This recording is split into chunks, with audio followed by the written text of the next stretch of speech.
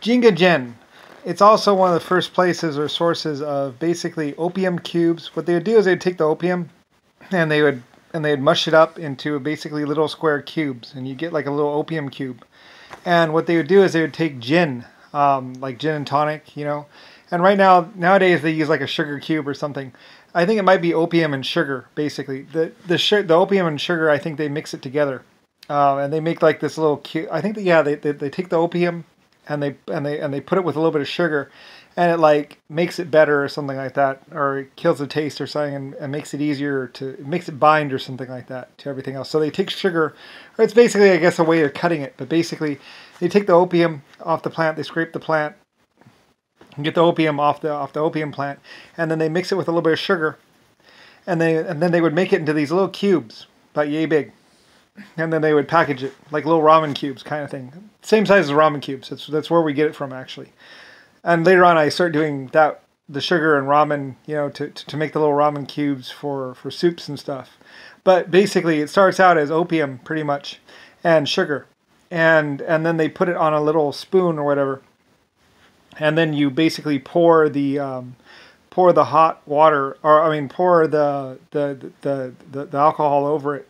I think maybe they use a filter or something. I forget. Anyway, basically you pour the gin on top of it. I think it's hot gin. That's right. You take hot alcohol, because you also use it with what's called, and it melts it, of course. Yeah, hot alcohol, like steaming, boiling hot alcohol, and then you pour it over the little cube. It's a little sugar and opium cube. And they start doing that in Jinga gin, basically. And basically it's gin and tonic. You know, it's alcohol, basically saki or gin, basically. And basically you take it and you pour the boiling hot alcohol, and you pour it over the little opium and sugar cube, and it does its little thing, and then you...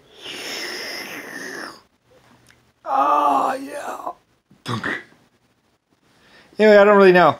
I never did it, but that's what they used to do, basically. It was sugar and opium, and they pour the gin over it, the hot gin or sake, and then, you know, it'd help you sleep at night.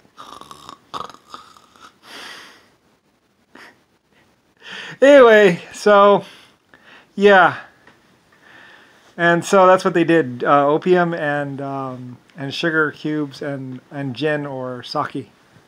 And I had a bunch of people up there basically living, and they were also making porcelain and stuff. So anyway, yeah, that's Jinga gin.